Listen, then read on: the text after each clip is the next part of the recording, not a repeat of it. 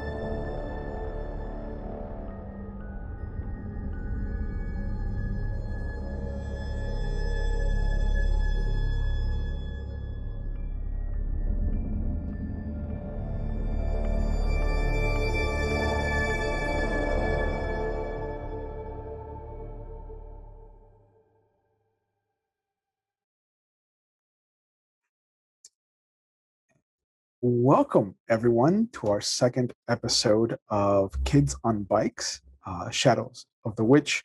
And before we hop into it, I'd like to take a moment and just let our cast introduce themselves, give us a little bit about what their characters have gone through in the last 5 years as we pick up in the winter of 1987.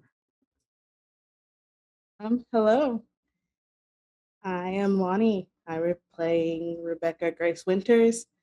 The past 5 years for her have been rough, but she has found new friendship with the two spooky twins from last episode. So she's taken a complete different path than I myself expected as well. So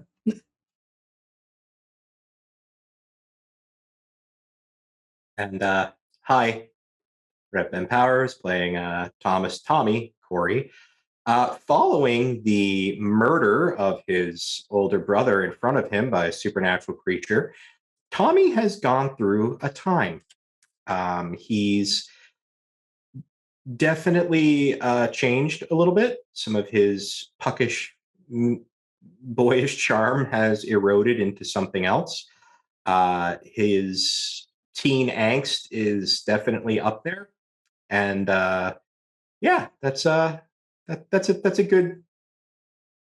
good lean in. We'll see how it goes from there. Yeah, let's see what happens. How much more can we add to this group, this little dynamic duo? So like last time, the winter of 1692 saw a fever running through Salem, Massachusetts. Now, this wasn't a fever of the body, however, but a fever of the mind, a fever of distrust that washed over and ebbed out over all of New England. Witches were hiding amongst God's flock. Satan's own were trying to corrupt and enslave his devoted, and the Salem witch trials have been etched into historical records as one of the examples of humanity at its worst. A feat that it seems hell-bent on trying to top. As the further and further we get away from our dark past, the more we embrace it, revel in it, and in fact hoist it up as a model for generations to come. But if we do not learn from the ghosts of our past, we are doomed to be forever haunted by them. And in one fictional town, one that could very well be a mirror of your own surroundings, we find just such a haunting. In Massachusetts Bay, we find the island of Ewards Hollow. It was a once prosperous fishing and mining center that has tried desperately to cling to its former glory. as a new mayor has re-envisioned and reinvigorated life into the old island. And just like last episode, we start this episode with a ghost story.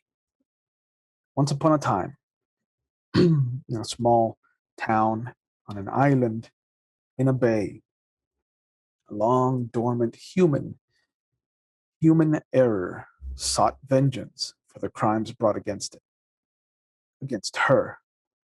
The Salem witch trials have long been established as one of the darkest marks in the history of these United States. And though too many innocent lives were drowned, crushed, or burned alive, there are some that whisper to this day the ignorance of the past, refusing to believe or understand the science of natural remedies.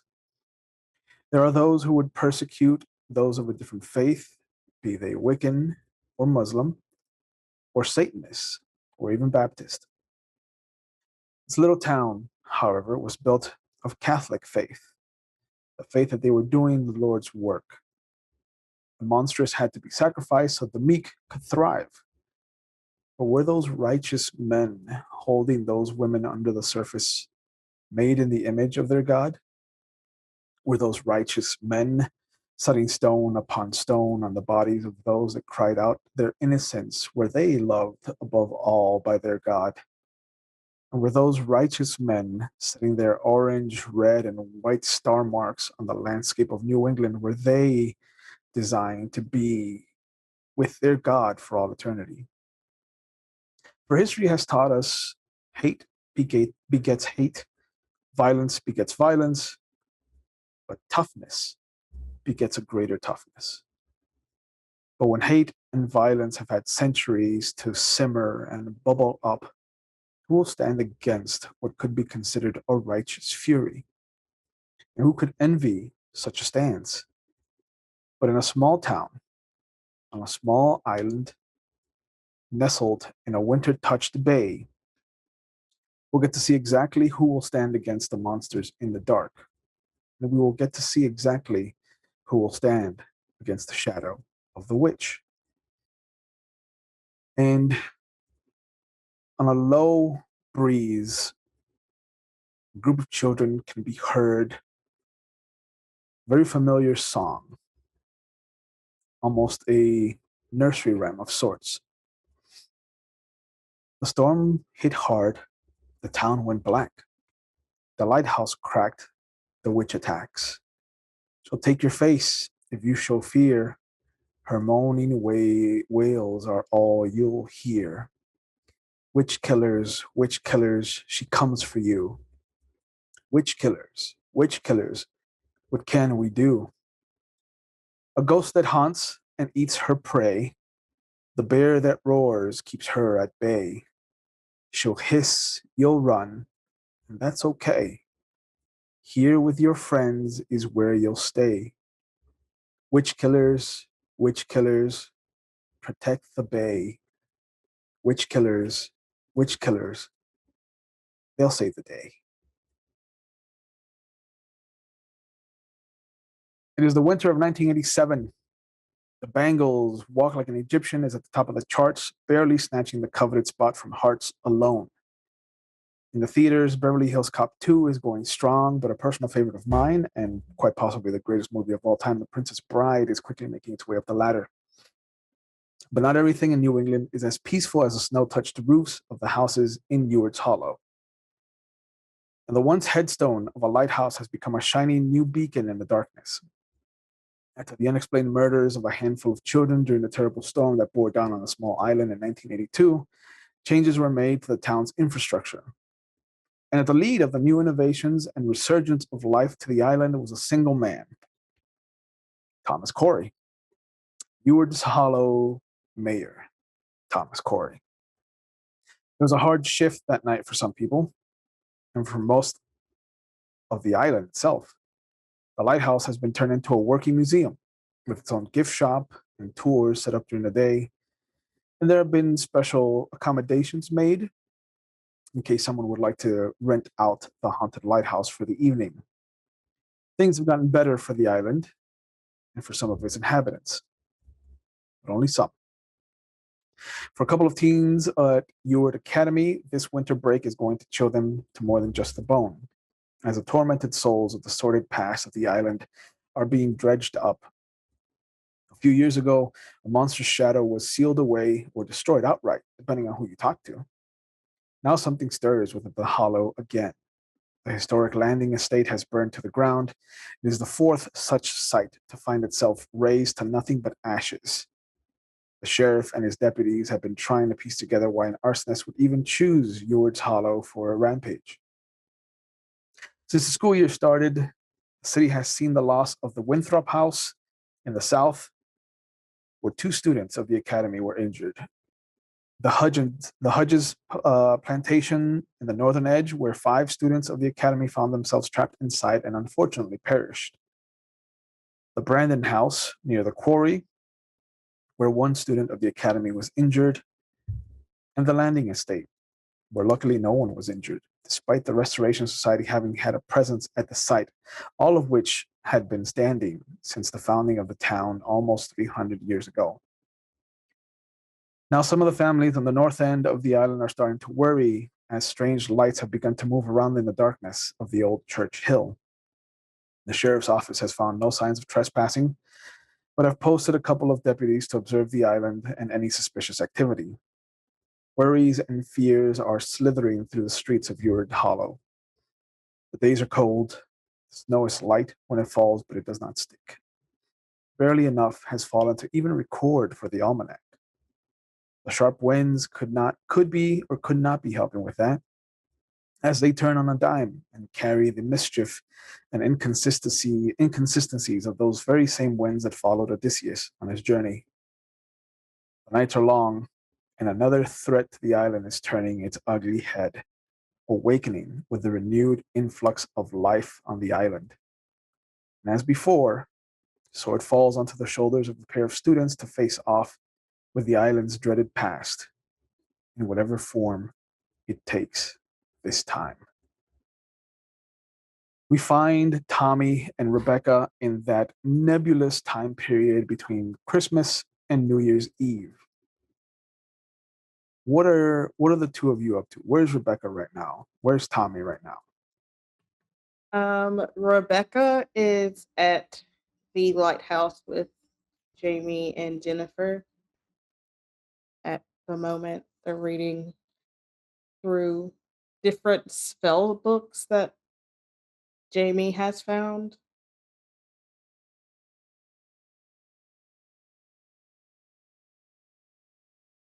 And Tommy is probably about to have a terse conversation with his dad on his way out the door to pick up his uh, girlfriend, Veronica. Okay. Have you gotten anything good for Christmas? Is this a good year? I got my car, Um, but that was a birthday present. Rebecca received a notebook from her older sister. It has her name like carved in it, and then like some kind of spiritual like symbol carved on the front as well. Okay. Like I said, the landing estate was the latest in the arsonist attacks. No one was injured. Before that, the Winthrop House, where 2 students of the academy were injured, Matthias Young and Nancy Fowler. There have been rumors recently that Nancy was cheating on her boyfriend with Matthias, but this has only done worse for fanning those flames. The Hughes plantation before that, the Hudges plantation rather, saw 5 of the academy students perish. Among them, Gerard Daniels, Bianca Way, Charles Baldwin, Hannah Brand, and William Schenk. And then the Brandon House before that saw Genevieve Lourdes Abel, not a student, but a graduate of the academy, injured. Do you think that these events would stir something in the two of you? Have you two talked about the arson? Probably Yeah. when they first started, and we've probably been trying to keep tabs on them, but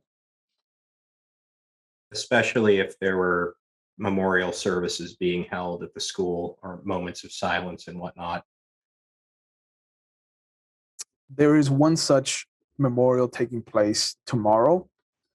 After a long, long life of service to the island, and with a very peaceful exit in his sleep, the librarian unfortunately passed on Christmas Day. Damn. You had to take another character I loved from me. I don't know your relationship with these people, bro. I mean, I do, but a couple of days after the news spread of the librarian having passed, a messenger arrived at the Corey estate. Simple brown box, maybe about 14 inches by 20 inches, with a depth of about 6 or 8. It was a heavy box. Inside, there is a tome, a leather-bound journal almost, with a very beautiful calligraphy C on the cover. Clearly a gift that the librarian had intended to give you personally. But it has clippings of newspaper events about Ewart Hollow going back almost to 1950.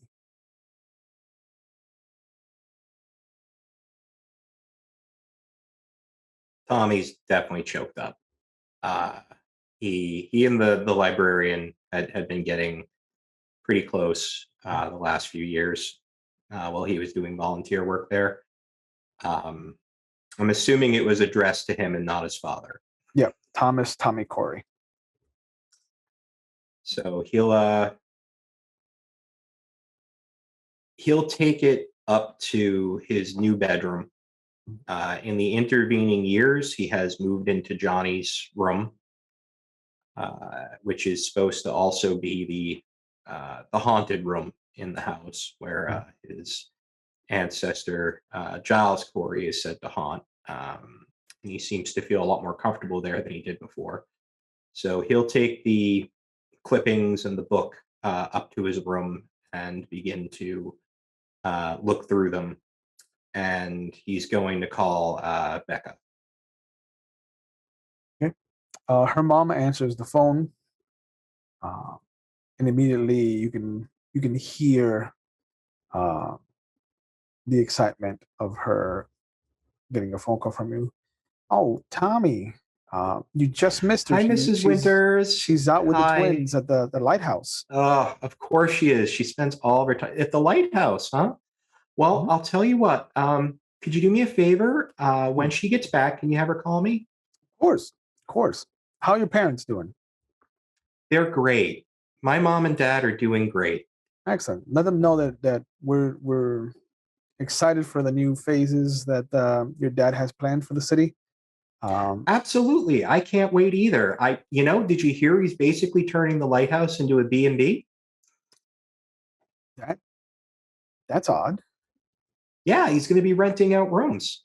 There's going to be little interactive exhibits. I even think he's going to have one that's kind of like a Pez dispenser of Johnny. I don't know. But my dad, anything for a buck. Yeah. So yeah. anyways, it was great talking to you, Mrs. Winters. I'll pass along your words to my beloved mom and dad. And I will just have, whenever Becca has a minute, just have her give me a call. Yeah, of course. Thanks for calling, Tom. When she's not busy. And you just hear the dial tone. Yeah, he clicks and kind of smirks to himself and great, she's hanging out with the twins again. Awesome. Heaven forbid she has 2 seconds to talk about something that's kind of important. The journal has about a dozen or so pages free at the end. And the last actual page that has anything has the clippings of the arsons with just handwritten notes about the time period, how old the houses were, and then there's an actual folded handwritten note with uh, the information from the library, like a letterhead from the library itself, and it just says, "Tommy, this is interesting. Don't stop fighting." And all of his anger and bitterness just melts away. And for a second, he's that same kid from prior trauma, prior to the trauma, pre trauma. And he kind of chokes back a tear and starts looking through the book, um, and then decides that he's going to go for a little bit of a drive, and he'll swing by the lighthouse, but he's going to the quarry, to his secret lair. Okay. At the lighthouse, we find Rebecca and the twins. Is there anybody else there? Um, she doesn't want to admit it, but she has taken a liking of sorts to the new kid Joshua, so she has invited Joshua to come. Yep. And he's there. The twins are eyeing him suspiciously. They are not fans of new interactions. Which one is sicker than the other one? It would be Jennifer. She's thicker than Jane. Jennifer has a moment where she starts coughing, and you're not sure, but you see her wipe something away with a handkerchief, and her sister quickly, uh, you see her kind of bring up where Joshua had come from, trying to cover up the hiding of the handkerchief or the putting away of the handkerchief. Let's see if you can get some adversity. Do you want to try and spot what she's hiding? Yes. Okay. That's going to be a brains roll. You have a d20 for that. So you should easily pass the 8 difficulty for this. You jinxed me. I got a 4. And the first adversity token is earned. Yep. Uh, there is nothing too strange about, like, it is strange to you that the two of them who are not fans of new people around them, one of them would suddenly ask about Joshua's past, but the moment that Joshua is brought into the group, it is something that would grab your attention, I think. And so you're quickly kind of shoot over, and you hear him just talking about how he was born in California.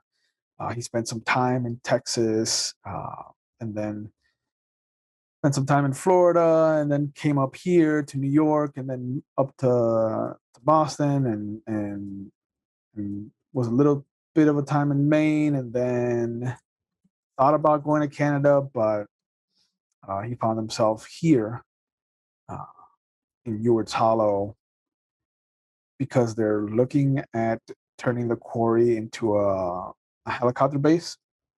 That's one of the proposed plans that Mayor Corey has given the military.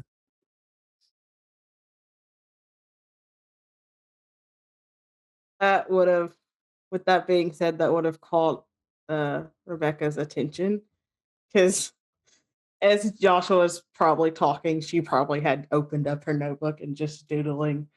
Because yeah, he adorable, but he talks too much, and she can't do Oh, it. he So she's just like, yeah, like he is the quintessential bro dude.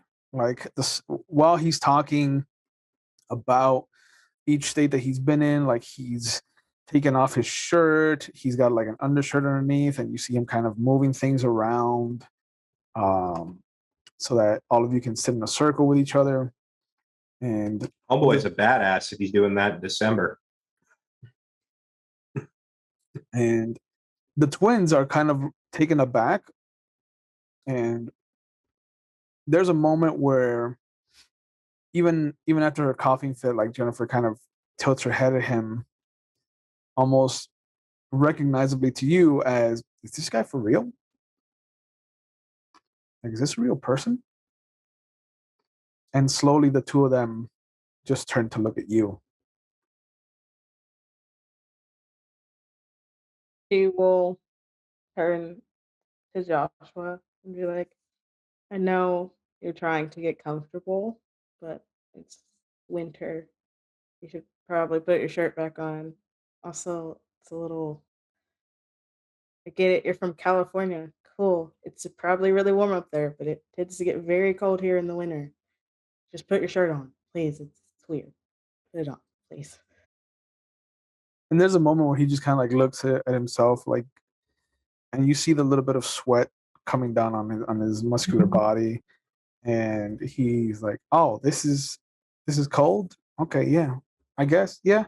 It's just in Maine it got colder. I don't know. It's just what, like maybe 50 degrees out." And the twins again will look at each other. They'll look at him, and then they'll slowly just turn to look at you. Hey, Joshua, it was nice that you accepted my invitation to come hang out with us. But I think we're gonna go. Um, Where are you gonna go?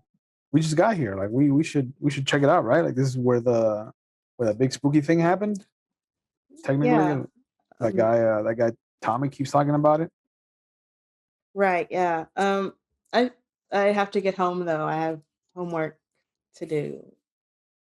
Oh, we're on break, Becky. Like there's nothing like really pressing. Like I have homework, but I haven't touched it. You may want to stay stuck here, but I on the other hand want to get out of here as soon as school's over. I want to move. I want to leave. That brings me to an interesting question as a storyteller.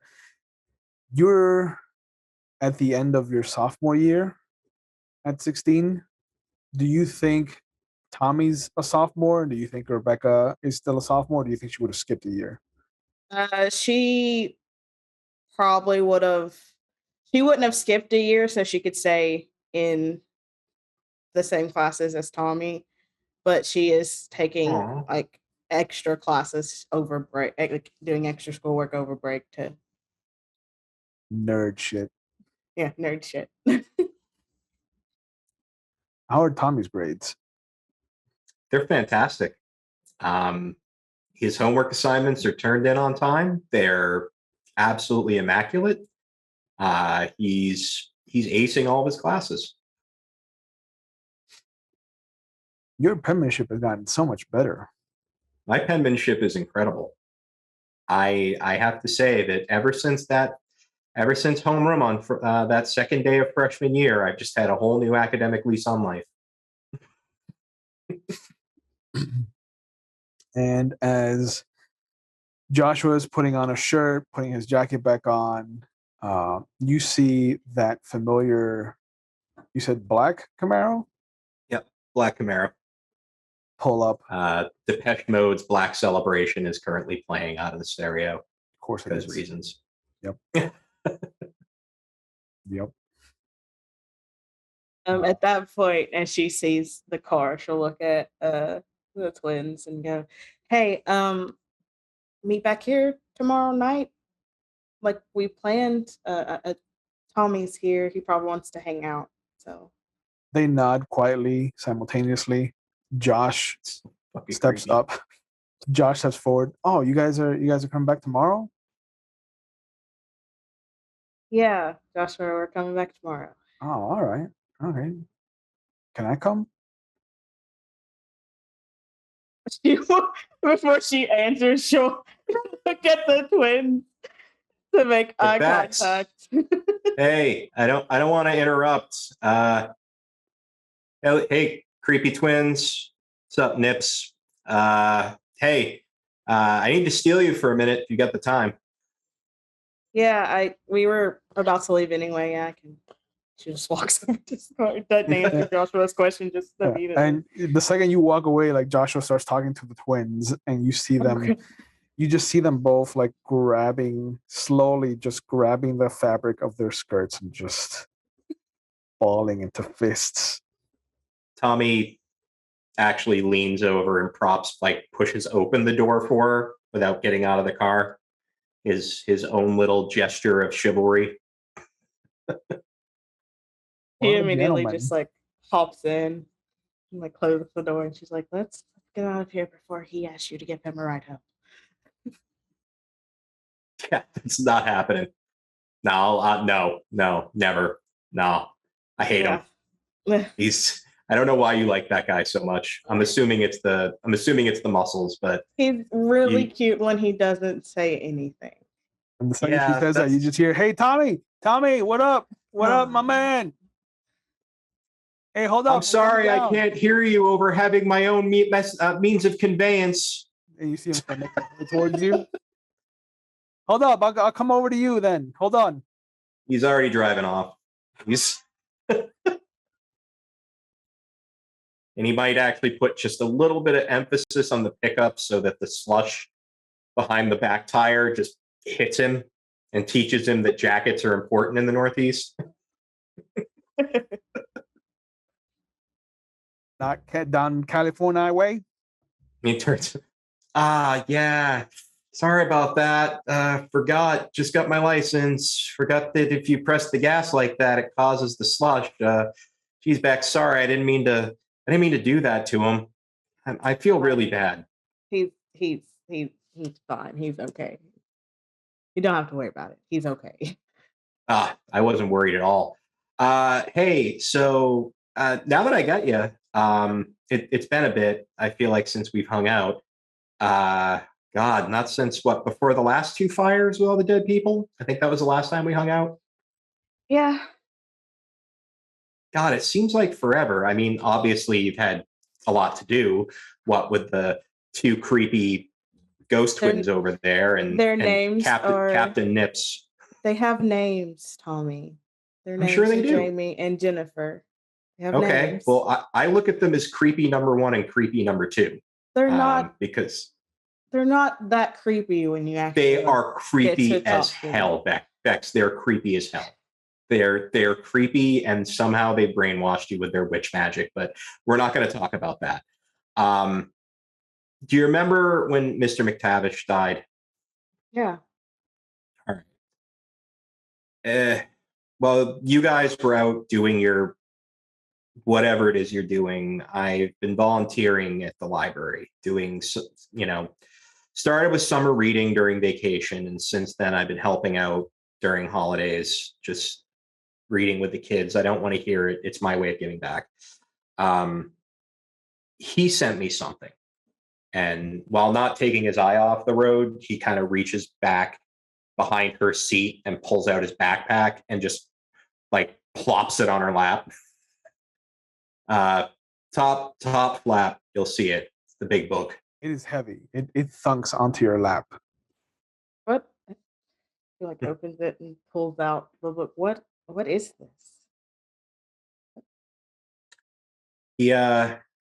He sent me that before he died.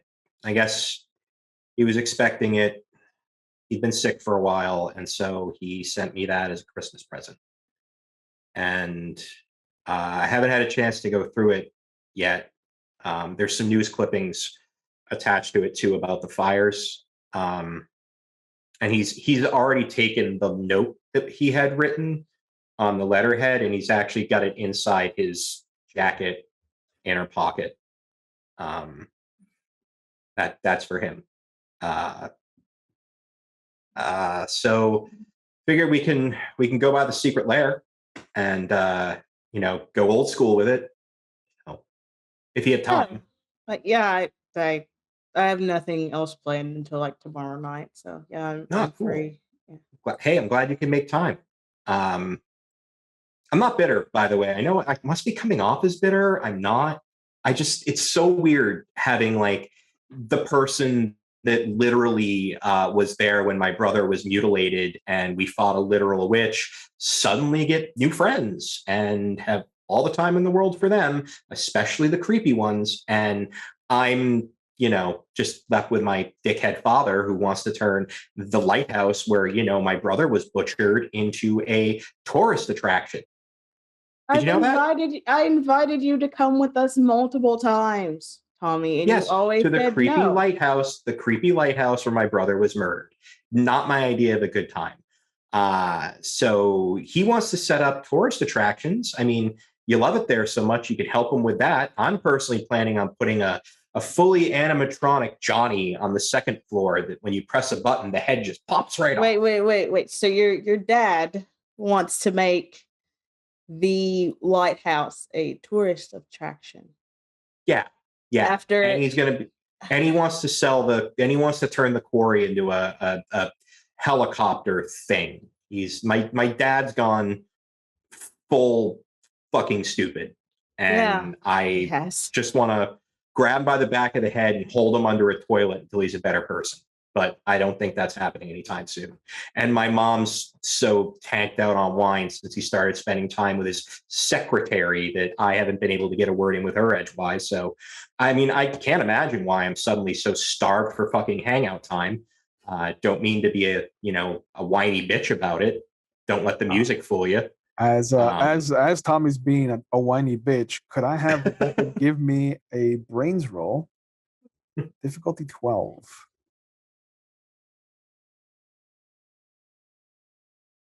$19. Nice. There you go. God, thank Jesus. As Tommy's going off on his rant, you quickly bury yourself in the tome that he was given by the librarian. You notice it doesn't take too long of you flipping through pages to catch that most of the clippings in here either end in a 7 or a 2.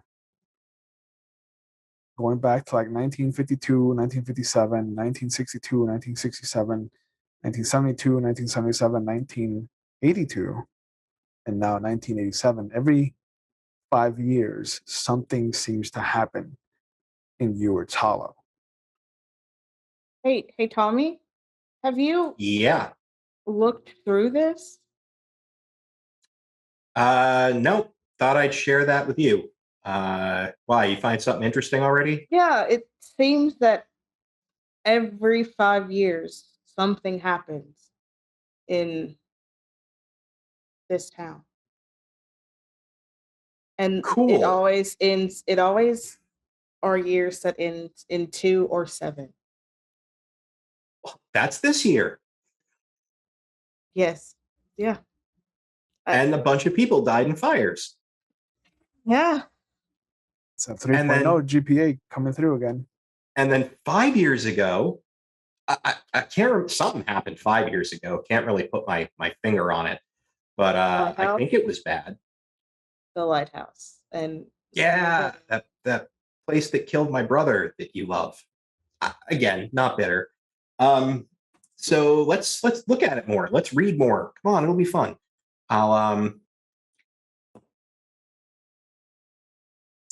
So he continues kind of driving, and at that point, his sarcasm and bitterness has kind of spent itself out as he's remembering what actually happened a few years ago, and he gets really quiet. Do you want to stop and get something to eat on the way? Hit the drive-through? Yeah, that'd be great. Hey, Tommy, listen, I'm sorry I kind of abandoned you in the sense. It's all right. I didn't do it on purpose. It just there's a lot that I was going through, and I get it. It's a lot to have anyone go through. It was kind of a rough time, and I don't want to get all morbid, but things die. People, friendships, families, relationships with your parents. Good sense. The community's ability to remember the awful things that happened to them. Could I have It's all a Tommy? cycle. Could I have Tommy give me a brains roll real quickly? Tommy had brains. One moment. You got a D10. Yeah, they're less than they used to be.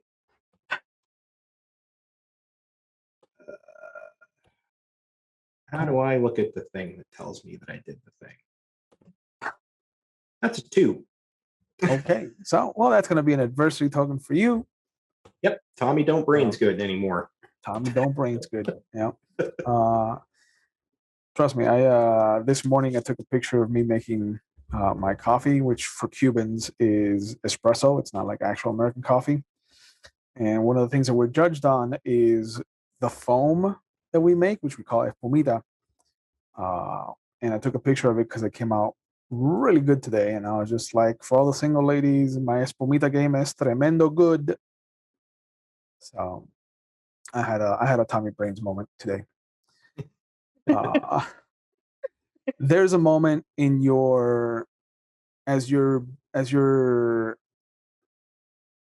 friend has accepted the fact and kind of apologized for abandoning you, but she really didn't. She just focused her time and energy elsewhere. There's a moment where you catch yourself thinking about what happened 5 years ago, trying to not remember the visceral reaction to Johnny, and as you're remembering, you suddenly look up, and it almost looks like Gage is crossing the street, and you swerve really quickly, and you come to a hard stop.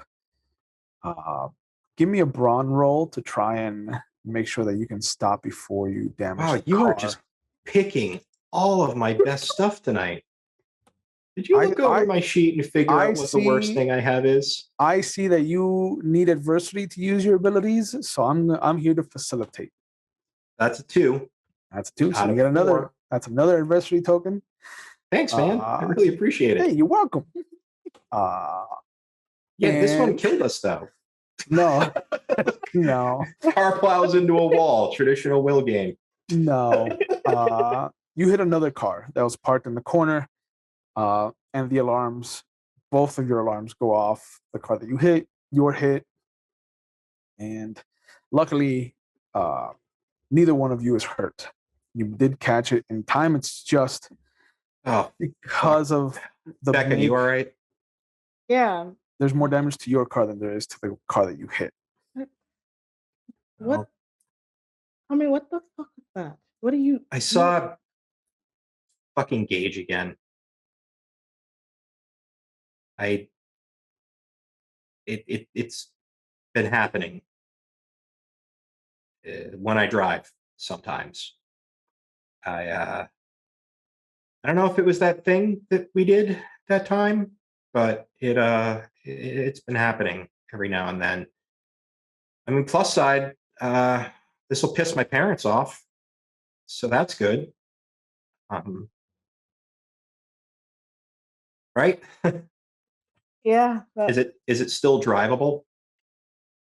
Oh yeah. Like I said, because of the not the cheaper materials, but because of the lighter materials that your car is made of, it looks worse than it is. You literally just hit a truck and skidded under it, so there's a lot of superficial damage to the hood and all of that, but there's nothing wrong with it. So Tommy grabs his book bag and pulls out a piece of notepaper and a marker and writes, "Oops, please bill to Thomas Corey, Mayor," and then puts his dad's office number on there and lifts up the windshield, puts it on there. Your dad's going to kill you, Tommy. Well, it wouldn't be the first member of the family that I think he's inadvertently killed. And on the wind, you hear the first stanza. You can hear a couple kids in the distance. Storm hit hard. The town went black. The lighthouse cracked. The witch attacks. And as you turn back towards the car, you're talking to Rebecca. Standing there in the middle of the street is Gage, unchanged.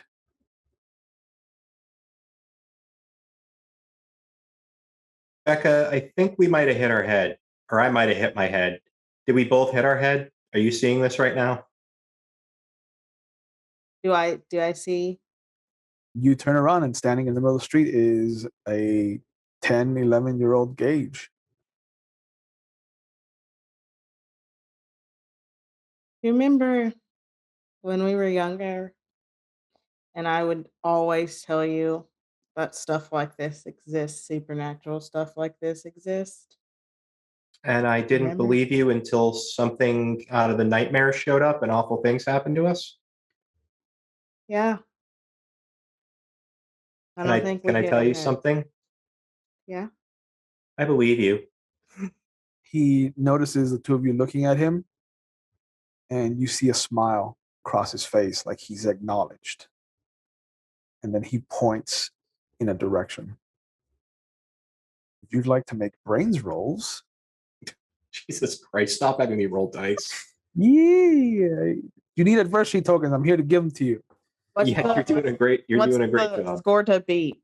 It's gonna be 8. I'm gonna be I got a real. 17. So Hey, there you go. Of Becca course you smart. did. Becca smart. Becca smart. I got a 5.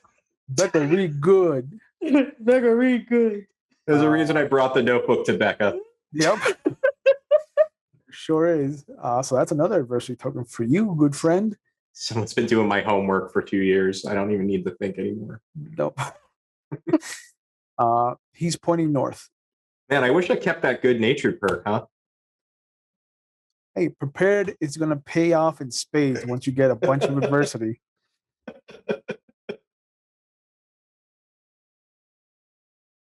Oh, do we go the way creepy ghost boy is telling us, or do we go with the original plan? I feel like we have to. I mean, he is responsible for the damage to my car.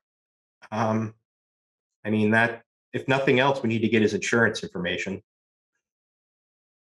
And as you say that, he starts to run in the direction that he pointed at, just disappearing into a house. You think they'll get mad if I follow him there? And he just kind of points at the car. No, let's just go. Fine. He does drive away from the scene of the accident because that's what you do in the 80s when you get into a car accident. Correct. And then he kind of stops in front of the house. The So, 80s were a lawless time. You got into a car Yes. accident, you left a bag of cocaine and an apology. So how do you want to play this? Just knock on the door and say a ghost went in, or So Becca will reach into her bag, and not all, she also got into like some knowledge of crystals, so she'll pull out Okay.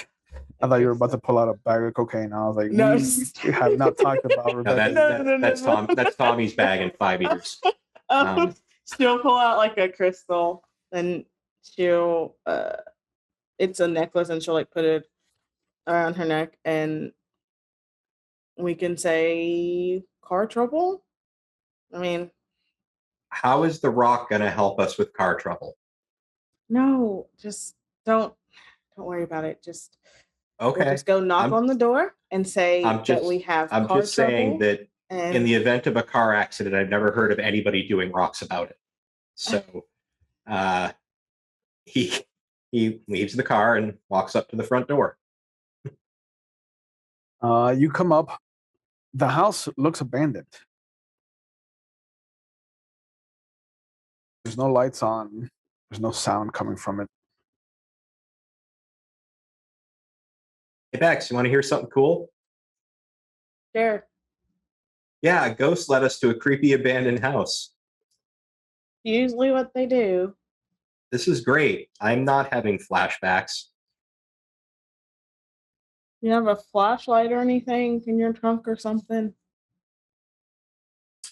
I'm pretty sure I have road flares and a flashlight back there. And I'm not using my preparedness because the odds are pretty good that he would have a actual road safety kit back there. I believe it. Especially So- with the safety freak that your dad has become.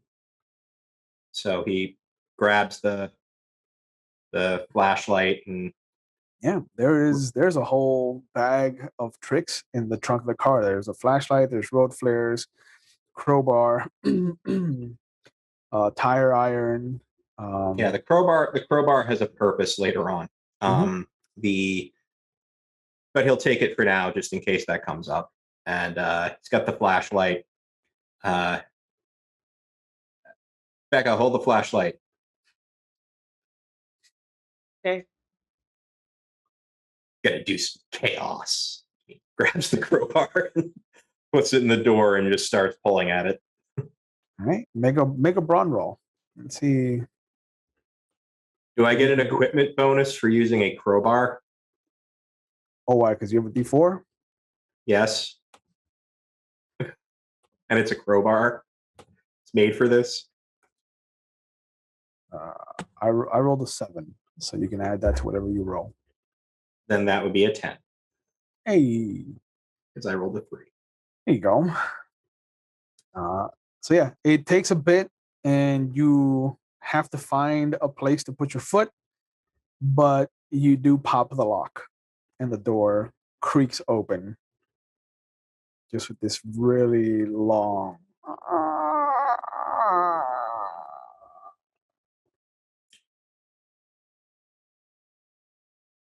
Hey, Bex, I just want to let you know, if we die here, I'm still mad at you for hanging out with the twins instead of me. And he walks through the front door, grabbing the flashlight. The house is empty. There's a couple of pieces of furniture that have the white sheets draped over them in typical haunted mansion fashion. It's a simple 2-story house. There's a layer of dust everywhere. The kitchen looks like it hasn't been used in a year at least. The cabinets are open. The pantry door is ajar. And at the back door, you can just see Gage kind of looking excitedly as you walk in and just motioning.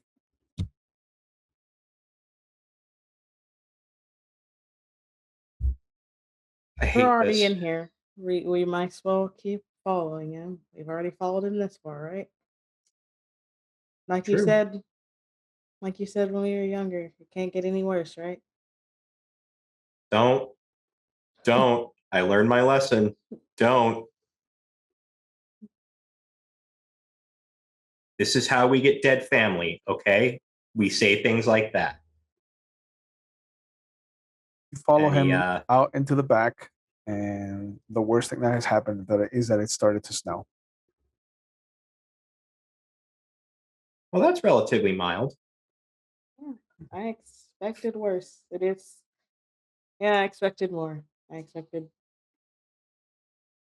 You notice, for those of you that have played Wraith and know about the rain effect on Wraiths, the snow is doing the same thing. It hits him in a particular place and then is diffused and kind of shifts, like it's passing through his body and being affected by him. But it's still going through him. He does leave footprints that quickly kind of vanish. And you also notice that he has no shadow. Despite himself, Tommy is starting to get kind of excited by all of this and breaks into a big smile. All right, let's follow the ghost. And he takes you all the way back to the beach. Oh, God damn it. And you see him point at the church across the channel. And you see what looks to be 3 or 4 glowing orbs, almost like will-o-wisps at this distance, but bouncing up and down like somebody trekking through with lanterns through the island foliage, making their way towards the church itself.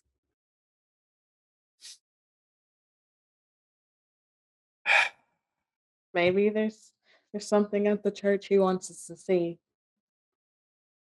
Don't doubt it. That sounds like a great idea. Let's do that thing. And you see him running towards the church, and as he's running into the water, you see him sinking with the slope of the beach until he vanishes under the waves.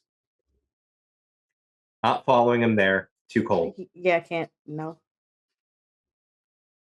All right. So are we doing this or are we not? We've Because come this this is a far. commitment now.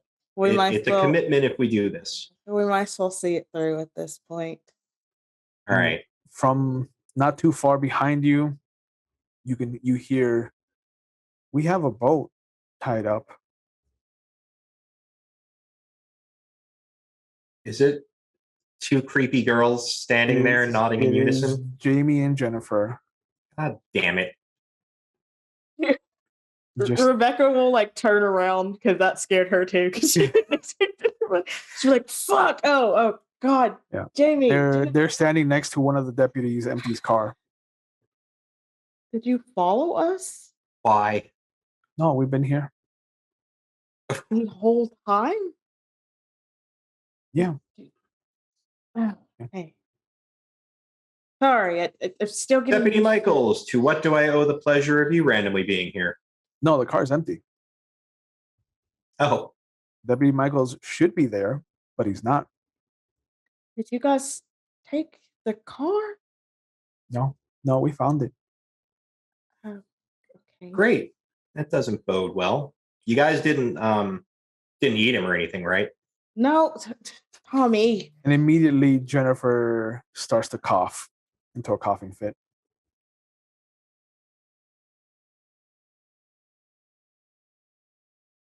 Tommy, there. Listen, Jamie, you should get Jennifer home. She's not. Okay. She's not feeling good. Yeah. Are you gonna kill another witch? No Tommy promises. reaches into his backpack and pulls out a thing of Robitussin and tosses it to them. Jennifer looks at it, and then both of them look up at you simultaneously. Thanks. Don't. I'm trying to be nice. It's for the cough. Don't. Practice it. Wait 2 seconds. One moves, then the other. Just go on. Just pretend it's like an after image. Give me 5 seconds before you guys act. And you see both of them at the same time just slowly turn to look at Rebecca. Okay, I am okay. Go home. I'm Okay. fine. The boat's that way, and they point up the beach. Thank you. Jennifer, get some rest. Thanks. I'll drink some of this, I guess. And she pops the top and takes it all to the throat.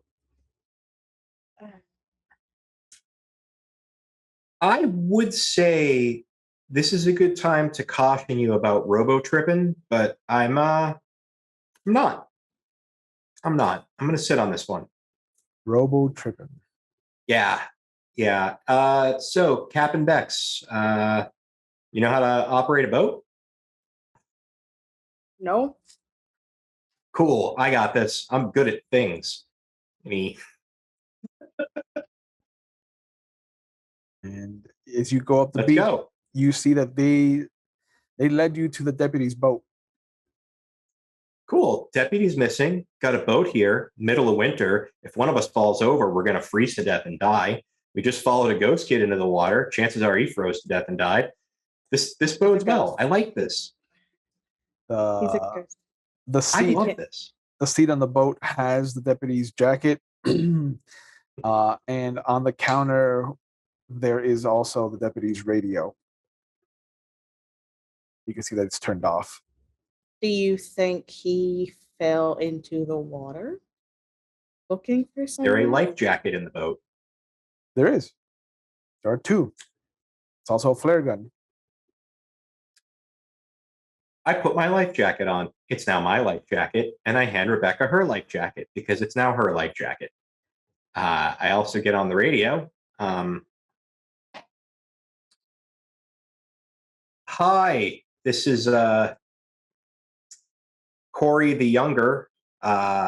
Anybody seen Deputy Michaels? Over. You hear a voice come back. Tommy, give Michaels back his radio. This is for serious conversations.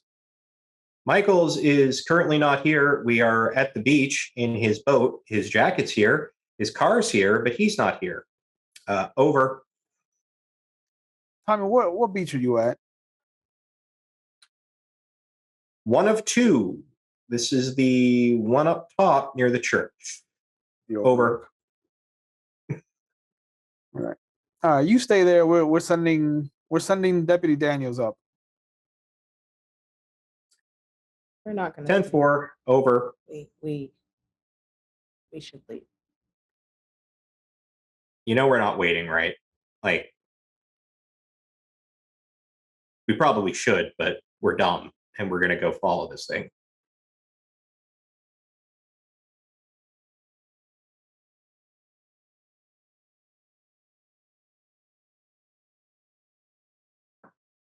You gonna try to actually manipulate the boat? Sure, I'm great at things. You sure are.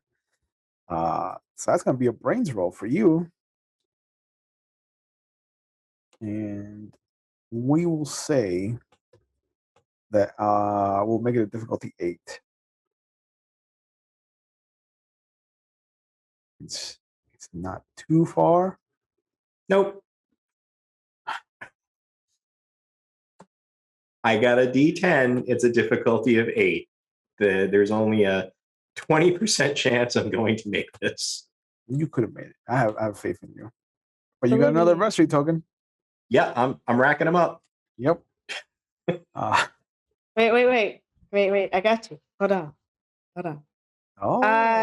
I will use loyalty. Okay. So you're gonna use your adversity token to give him 2 points? Yeah. Okay. That still doesn't. But even if I spend, well, I could spend. Yeah, I'll spend 2 of my 50, and I'll make the check. Okay. So you don't get the extra adversity. I'm good with 4. I tried to be helpful. You did. You were. No, you helped. You were. Yep. So instead of him ramming this boat into a set of rocks, he manages to avoid the rocks and just shoot out towards the small island called Old Church Hill, where the oldest building in Ewards Hollow stands to this day. Erected almost 300 years ago as a monument to the Salem witch trials. There's a little dock. Not going to have you roll to park the boat. Thank God. But if you do want to tie it off, that will be a brains roll from either one of you. I'll do it. Oh, I can. Let me do it. Okay. You can supervise. You could both roll. So one of you gets one knot. One of you gets the other knot. That's not. I don't have a 19 in brains. What? Oh no! It must have done that thing where if you roll, it goes higher. It exploded. Oh yeah. Because that happened. I'm super smart. 9. Yeah. I also got a 9. I got a 19. There you go. So God both damn it. Both of you tie off this boat impressively. There's a moment where Rebecca kind of hears Tommy just whispering, that nursery rhyme that she must have told him 4 or 5 times for every knot that she's tried to teach him. And you're just expecting this to be a shit show. But you come over and you see that he's actually tied a meticulous and well-crafted knot. So remember that rhyme I taught you on how to tie knots? It stuck. Okay, it was a good rhyme and it stuck. And I thank you. If You're not for welcome. your ability to break things down in an easy to understand manner, this would be floating off into nothing unless you happen to come over and stop it from doing that, which I suspect you were about to do if I screwed this up. So Yeah, I such always a got good you back. team. Isn't this great? Us being together again, doing things. Us out in the middle of the ocean on, fun times. Ghost Kid, fun Hey, I'm times. having fun. Yeah. We haven't And we haven't had fun like this in a while. Nothing bad's gonna happen. Don't you see Gage pop up as you talk about ghost children. He just waves at the two of you. I wave back. what are you going to show us? We've come this far. What And you see more? him. You see him kind of like, oh yeah, and he starts to race towards the church itself. And you can see the orbs now that you're here are large enough to be actual lanterns, and they're in a kind of crescent shape, uh, and they're still moving towards the church itself. And you hear on the wind a chorus of children. Her moaning wails are all you'll hear. She'll take your face if you show fear. Really hate that song. Can I tell you a secret? Sure. I helped write it.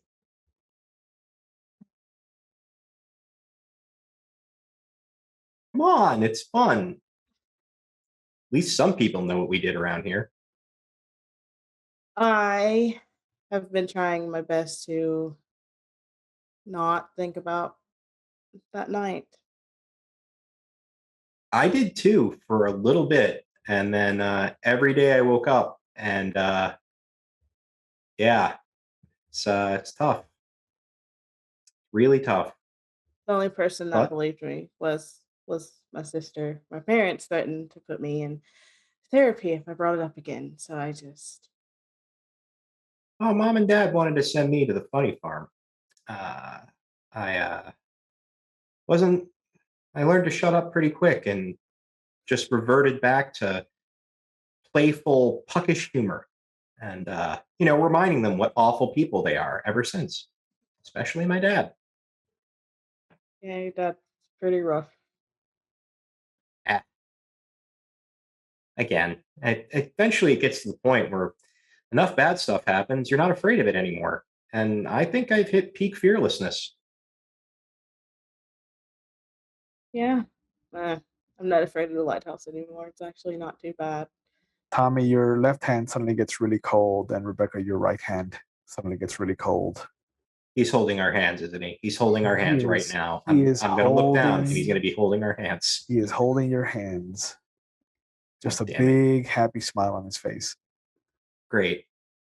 All right, Gage, let's go. He nods. He lets go, and he starts running back towards the church. And as you start to follow him, you hear splashing coming from the water's edge, and the sound of wood and fiberglass cracking under immense pressure. And it almost looks, and it's impossible because of the weather and because of geography, but there are what look to be the tentacles of something underwater just pulling the boat down. Oh, you've got to be fucking kidding me. Of course. Of course.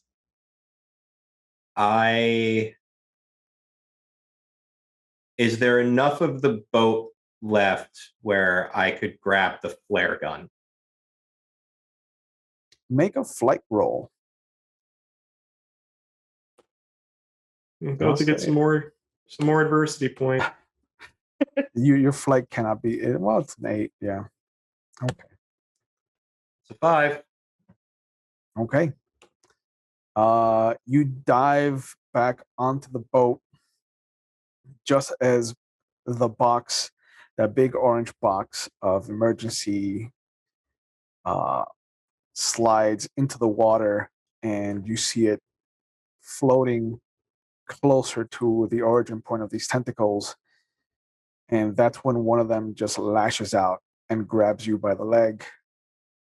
And I think this is a good point to go to break. So we will see you all in a couple of minutes.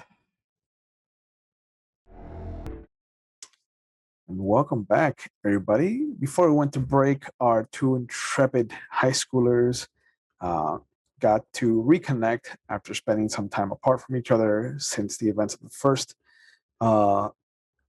storm 5 years ago. We got to see them find the ghost of one of their old friends that happened to have been a victim of the event 5 years ago, and have followed him on a deputy's boat across the channel to Old Church Hill, where we found Tommy jumping back into the sinking deputy's boat as it was being dragged under the waves by some dark tentacle creature trying to catch the flare gun before it went under with the rest of the ship. You said you had an idea. You want to use preparedness? I did have an idea utilizing my preparedness perk. Okay. I'm going to spend 2 adversity points, and I'm going to have a large bag of rock salt. And I'm going to pour it on the tentacle because octopuses, which this very well may be a variant of, burn when you put salt on them. I double checked to see if I was wrong or right, and if they activated like slugs while we were on break. And I'm actually right. So he's going to pull out the salt and pour it on the tentacle so it will release him. All right. So you reach into the back. And that's not a fight or a brawn roll, so you can't make me do either one of those. It is not going to be any of that. You frantically grab at what you know you've prepared for.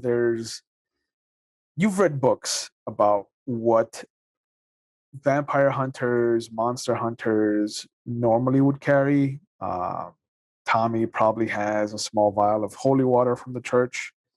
He has the salt. He has a makeshift stake, probably. Little the bear rocks for accoutrement. And you throw this rock salt in a sweeping arc, and the tentacles do react like octopus. They just shriek and let go of you. You manage to take that opportunity to grab at the flare gun case and pull it up with you back onto the docks. Your lower portion from the waist down is freezing cold. Bex, I scienced it to death. Did you see that? Aren't you proud of me? Yeah, I scienced it. I'm proud of you, Tommy. But Tell me you're proud of me. I'm proud of you, Tommy. But we need to get you something warm to put on so you don't freeze. Yeah. My lower area is so cold right now. Oh man, that was awful. I don't like this at all. I think they're shrinking up into my abdomen. God. Let's just maybe we can find something in the church. Yeah, hopefully the church where the haunted things are will have a fix for what's going on. And Gage nods excitedly. Yeah, we're going to follow. You know what? Let's ride. Let's roll with this. We have the abandoned boat of a now missing deputy. We followed a ghost kid onto a haunted church island. A giant tentacle thing attacked me that I totally scienced my way out of. I fell into half of a river, and now my outies are becoming innies. This has been a really successful trip for us. You know,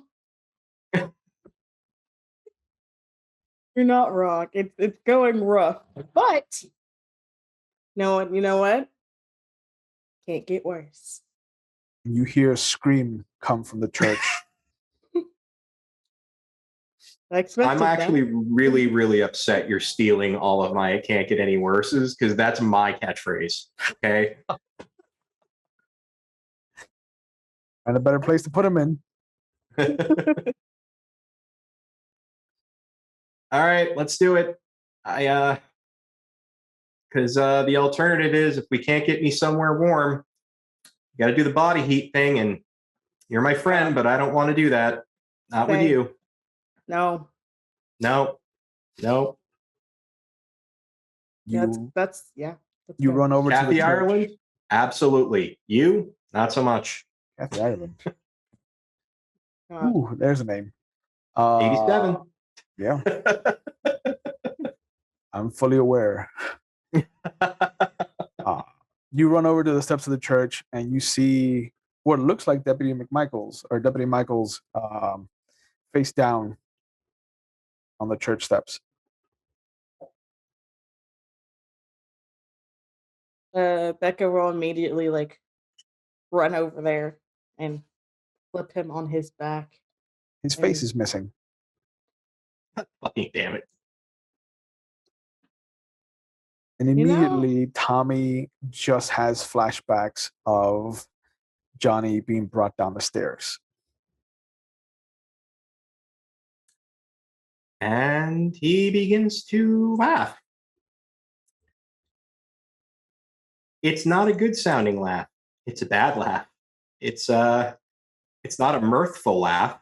It's not a laugh that you want to hear someone you care about making, but it's there and he's not screaming. And he pulls out the radio.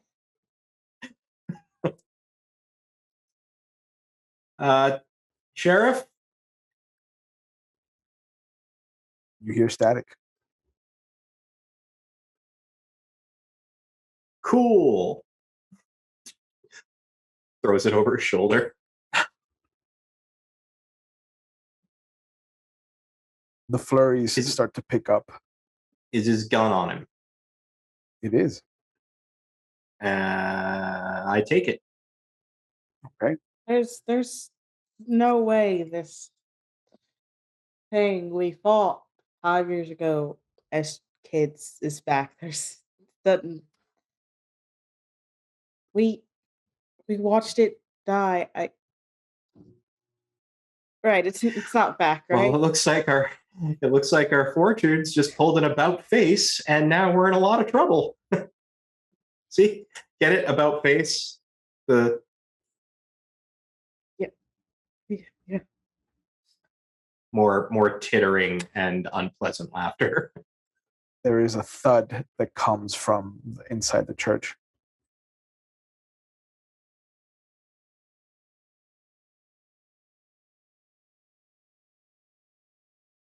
Oh, I guess.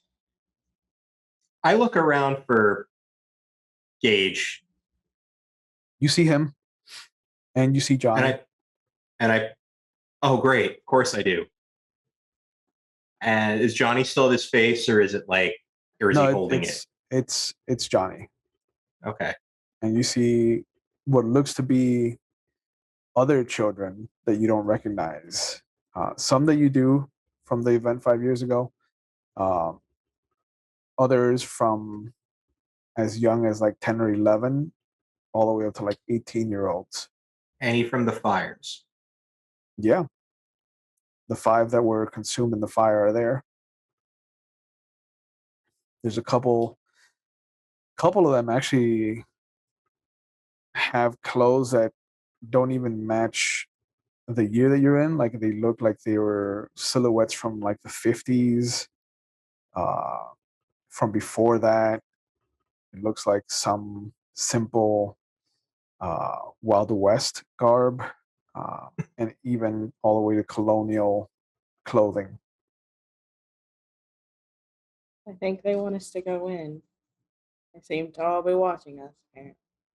Hey, Gage, did you know about and he points at the dead, faceless deputy.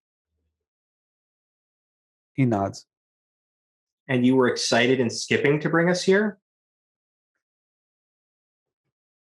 He nods again, and he points Johnny, at Johnny, your Wedgie. book And I bag. start pointing at Gage. You see that he starts pointing at your book bag, and slowly, one by one, everybody starts to point at your book bag. I pull out the journal. Still pointing Are they pointing at the journal or in the book bag? at the book bag. I pull out the rock with the bear on it. Still pointing at the book bag. I dump the book bag out. And you see all of the fingers just follow the vial of ashes as it falls. Did Rebecca know he had That's a good question. Probably not. That was his way of getting proof that this actually happened. He went back the next night without her because he needed to prove that it wasn't some horrible hallucination, and he found those. She will look down where they're pointing at and look at the thing of ashes and then bend down to pick them up. And Tommy, what the hell? Why? Why do you have these?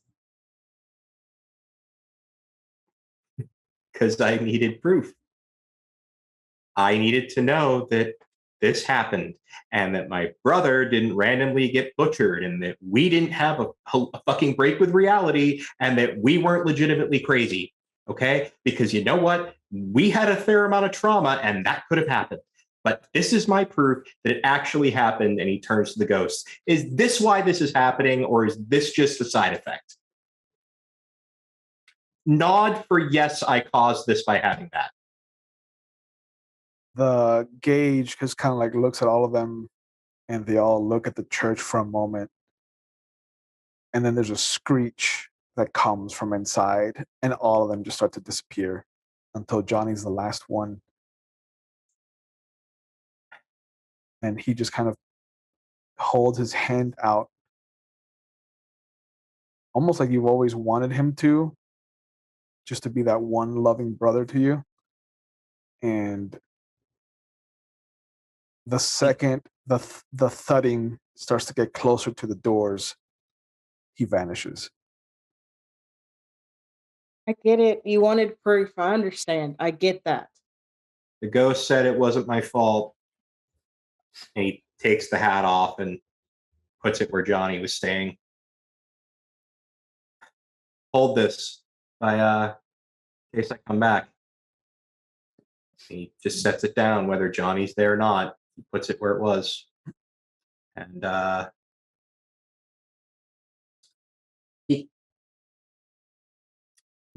this is going to be a high difficulty brains roll, which means I won't make it.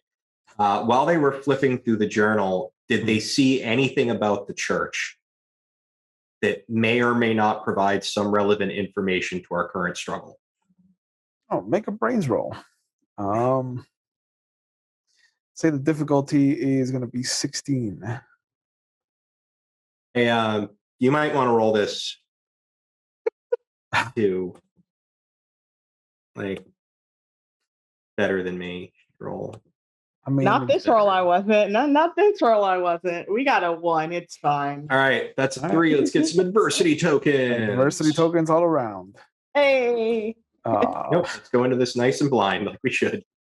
Yeah, there were so many newspaper clippings to go through. There was years and years, and the librarian only managed to get like as much as he could from what you would imagine. He started to really get involved in it, so it must have started when he was in his 30s, in the 60s, or rather in the 50s, and just kind of tried to go back as far as possible. But from the top of your head, there's nothing that's ever happened at the church. Everything's always been on the island.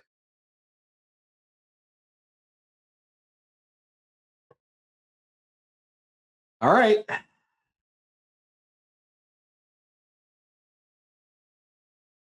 And he takes the ashes and hey, you ready for one of my dumb ideas? Sure. Cool. And he has enough in there to do probably two things. Hmm. The first is he grabs the bear knife that he made out of a rock from the lighthouse and kind of spits on it and Okay. rubs the edge. And then he takes some of the ashes and rubs that on the edge of the bear knife. And then he pops a bullet out of the gun and starts smearing the ashes on the bullet and pops that back in. You see Uh, the torch lights that you had followed, that you had been following from the beach to the church, come around, and you see a procession of what looks to be a dozen colonialists. There's traditional priest leading the whole group. His kind of lantern is at the highest. Everyone else kind of has them around shoulder height or chest height, and you see them dragging three young women. They're see-through, they're ephemeral, and they seem to cross in and out of the threshold of where the church is, almost like the church doesn't exist for them. And they come and stand at what has been the site of several religious uh, ceremonies, um, back when the town was much more religious than it is now. And you see them tying these three women to presumably what is stakes. They're about to be burned as witches. Uh, and there is the residue on the ground. There is a blackness and a reluctance of growth almost in the areas where you see them set up these three women. And there is a silent chastising that happens. But you can almost imagine the trial that's taking place, the unfair trial that is taking place here. And after the priest has had this impassionate delivery, there is a roar of excitement that comes from the gathered dozen, and they launch their torches at the three women, with the priest as holding the his ever high. And you just see them all writhing in pain. And one of them vanishes, but the other two remain. Tommy takes the bear knife and tries to stab the head priest ghost with it. Goes right through it. Didn't know if using the witch's ashes on the thing that burnt them would be a successful use of my time. Yeah, no, but it's almost like they're not there. They're just stuck reliving this one terrible moment in time. You want the gun or the flare gun, or are you going to do rocks about it? So There's a Rebecca, crowbar. seeing all this, is kind of in shock, and it's just a lot for her to take in. So she's kind of just staring at this scene with anger and frustration, and she doesn't acknowledge Tommy's question at first, and then she's like, I'll take the gun, I guess. All right, magic bullets already loaded, I think. And I mean, one I don't one really by know how one, guns work, but one by one, you see the colonialists start to make their way back into the darkness of the forest that's overgrown the perimeter of the church. The priest is the last one to go. And as he brings his uh, lantern up, or down rather, to the two husks of what used to be these young girls who must have been in their prime. They could not have been older than 28. Um, you see him spit on both of them and say something. And as he does, you see that their withered husks, the extremities start to elongate, the fingers become long and spindly and claw like. The desire for vengeance is born here. And as the priest starts to make his way back towards his flock, the two that are left, you can see them conversing with an empty space where you imagine the third one was. And you can only imagine that by whatever you've done, you've at least released the third one from whatever forever torment this priest condemned them to. But the two that are there nod in agreement, and the one that stays behind is the one that points into the empty space and then points in the direction of the lighthouse, points at the third one and points at the direction of the quarry, and then points straight down and immediately starts to rush towards the forest after the priest and the flock.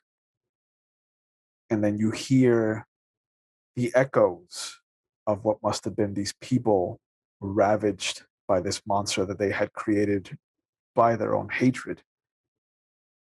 And then you hear another thud in the church. The doors open, and you see Bryce McMasters, faceless, and just this withered husk of an elongated woman that brings to mind what a Baba Yaga must look like.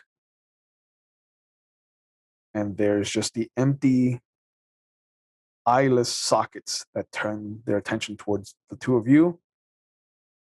And then it just scooches down so that its body becomes low to the ground, its elongated arms and legs kind of bending in inhuman ways that just are straight out of nightmare fuel.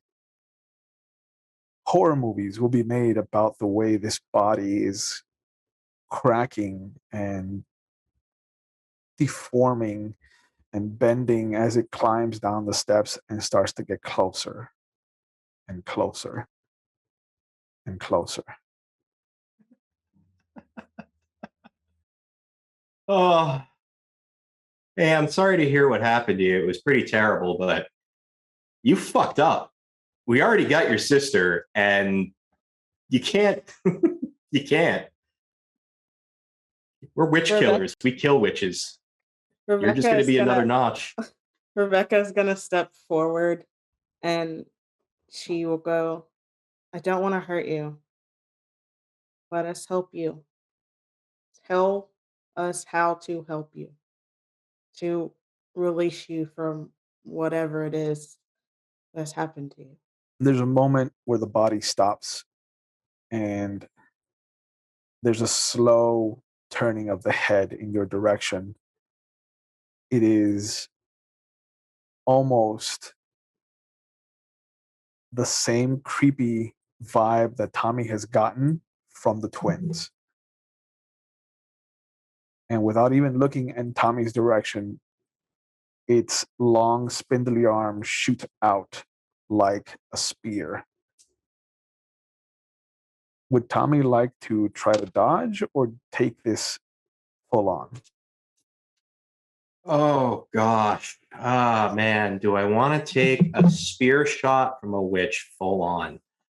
If I take the shot, Mhm. would I be able to close the distance with it if I rode the claw to its face? Like basically, if I let this thing stab me, Yep.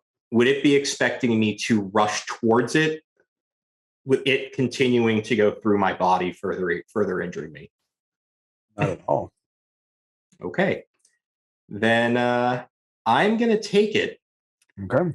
That's going to be a brawn using roll from you. my substantial grit to continue to force me to will my way through this. Yep. And then I'm going to stab it in the empty eye socket with the bear knife. With the bear knife. So make a brawn roll to see how bad. No, god damn it, no, not brawn. Let me roll grit. This is forcing myself to do Yeah, something. you will roll grit once you have taken damage. Yeah, I'm gonna take a lot of damage because it's a goddamn brawn roll. If I survive this, I could. Yeah, it's a 2. Okay, you knew this was gonna happen. I just wanted to see how badly you rolled. If I live through this, which I highly doubt, I'm going to make sure my brawn is a D20 next season. It's the only way I'm going to be able to succeed. You Die. no. There's no health boxes in the game. You have to take substantial amounts of damage to really die. But you see this thing turn its attention towards Rebecca. It has the same creepy atmosphere that the twins have. Every time that you see them kind of act in unison, and without even looking in your direction, its spindly arm just kind of shoots forward at you, and time slows down for you. I think there's a moment where Tommy's like, I did this before, I can do it again.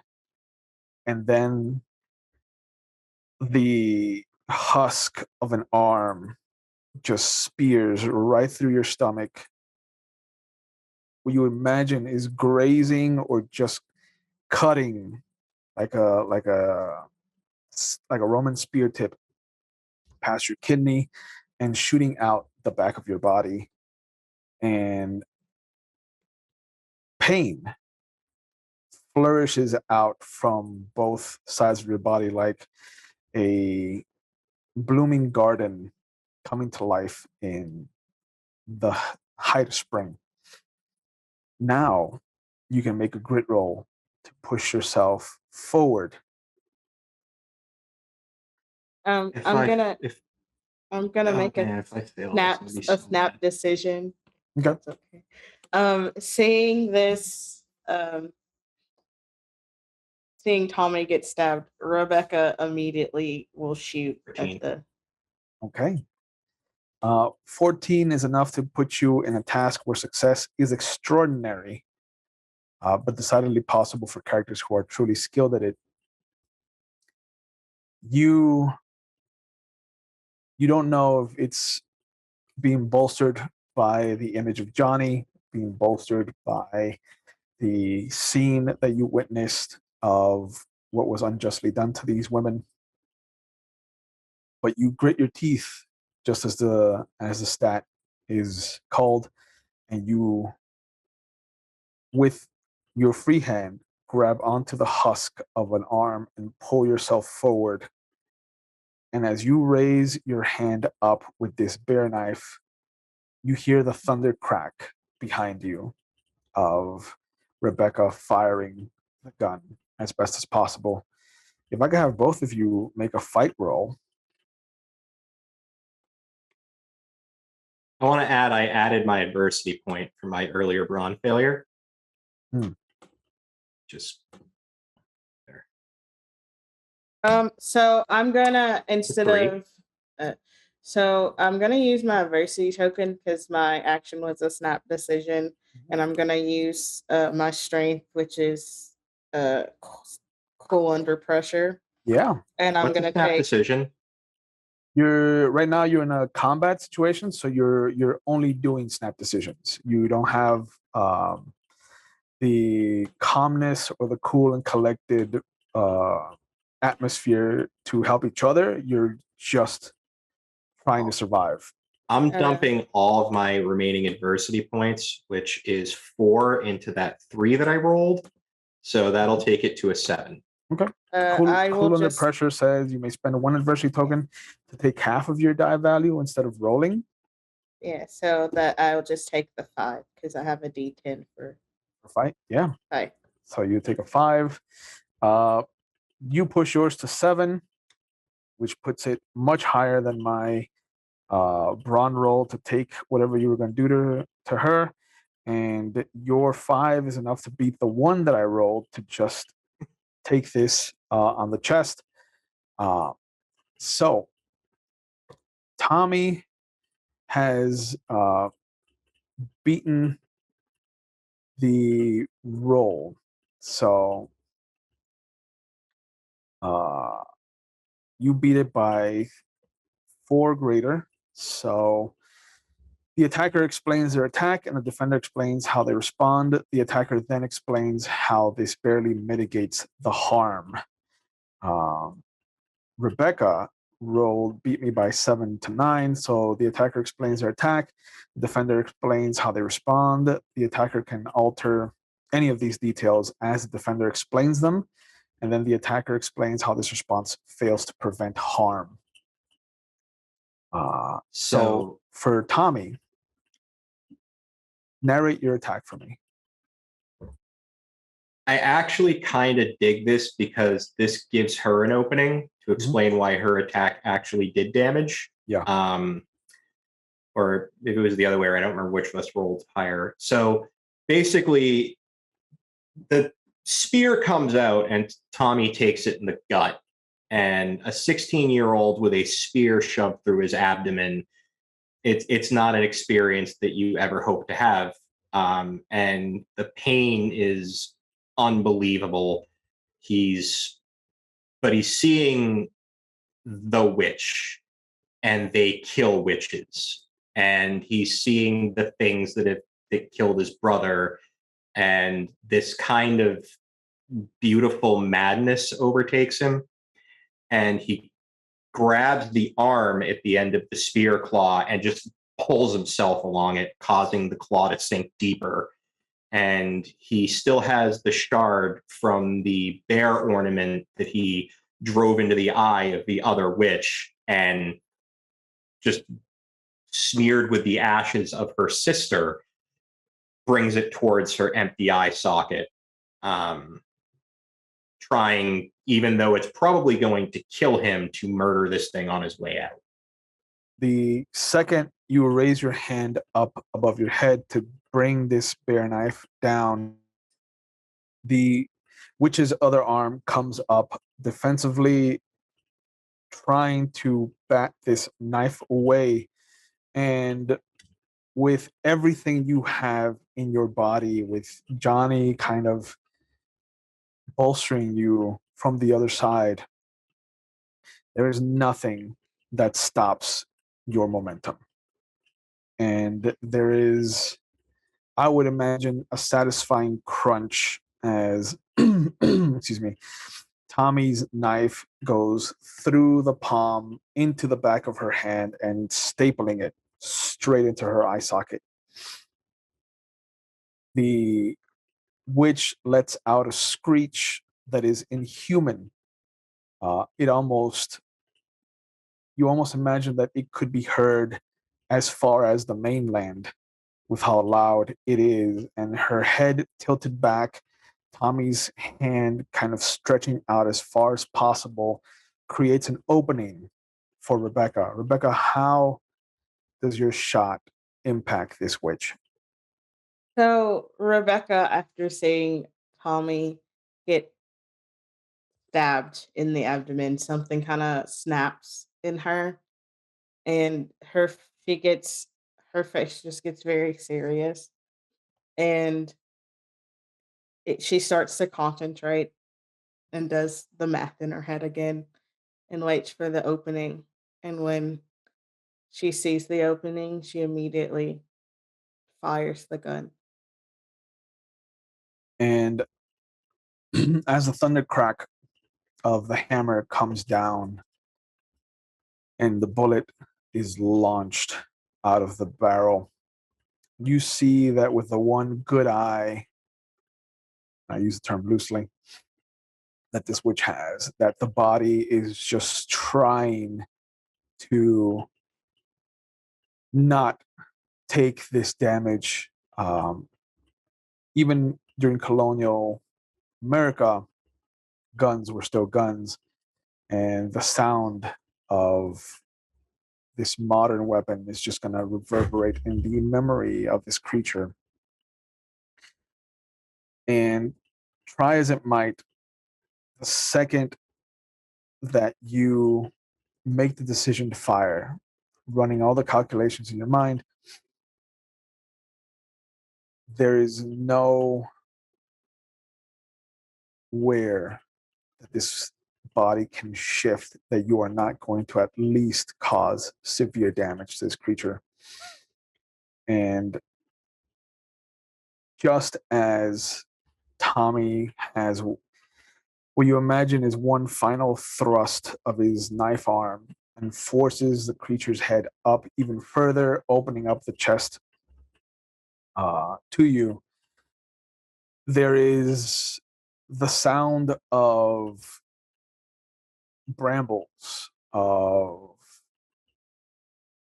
wood being chopped, of branches snapping, and the chest cavity facing you has a small crater where this bullet impacts with it. But the damage is substantial. The entire back of this creature just blows outward like a claymore mine in this conal shape of wooden husk shrapnel. And there's a moment where the snow stops. Gage appears next to you. And Tommy, your free hand feels cold as he holds your hand reassuringly. And this creature's elongated husk of a body, just like the one before, starts to deteriorate to dust. There is a somber vibe that just starts to emanate over the whole island of Old Church Hill. And slowly, all of the children, all of the victims that these witches have claimed over the years start to reappear. And almost as if following Gage's lead, they all turn their attention back to the main island of Ewards Hollow. And in particular, there's no brains roll necessary. All of them are looking towards the quarry, towards the lifeblood that has been the source of income and prosperity in Ewards Hollow. And as the blue and red of the sheriff's boat in the distance starts to get brighter and brighter, and the sound of the engine starts to get louder and louder as the boat arrives. Can I jump in real quick? What would you like to say? So, as the ghosts, the lights start flashing, Tommy flops onto his back, just gushing blood out of his abdomen, and he gets this weak smile. Hey, Becca, Yeah. it definitely can't get any worse. And there is a thunder crack above you. And for the first time in all of recorded history, as far as Ewards Hollow is concerned, as far as the Atlantic Northeast is concerned, there is an earthquake that hits Ewards Hollow. There it is. But with the second sister killed or released from their curse. The witch killers have lived up to their name. And with 2 down and 1 remaining, Well, this is where this chapter comes to a close. So I'm going to go ahead and assume that I didn't bleed out. you do not bleed out. Yay. The sheriff and the doctor arrive just in time. Oh, man, I'm getting so swole by the end of the next chapter. And we will find these characters 5 years from now in 1992 for our last chapter of Kids on Bike, Shadow of the Witch, where we'll get to see whether or not the witch killers can pull off the trifecta and release Eward's Hollow from whatever cursed existence has befallen it. But I would like to thank the 2 of you for participating. I love what your characters are doing. And I am looking forward to seeing where we find these 2 5 years from now on the anniversary of the 300-year anniversary of the Salem Witch Trials. And with that, with us coming to a close, I will summon the disembodied voice of Shanky McStabber. There is no Shanky, only Zool. There it is. So, first of all, let me thank Ravenous Archon, and let me thank Lanhi and Rev Ben Powers for this. Wow, that Kids on Bikes sounded like a relatively, I don't know, not as dark game. Turns out, nope, not when you let Will run it. Ravenous Archon just goes nuts with it. So, yeah. Of course, my brain's fried. If you'd like to join us on the Discord, link is in chat right now. The Discord is, of course, where we cast these shows from.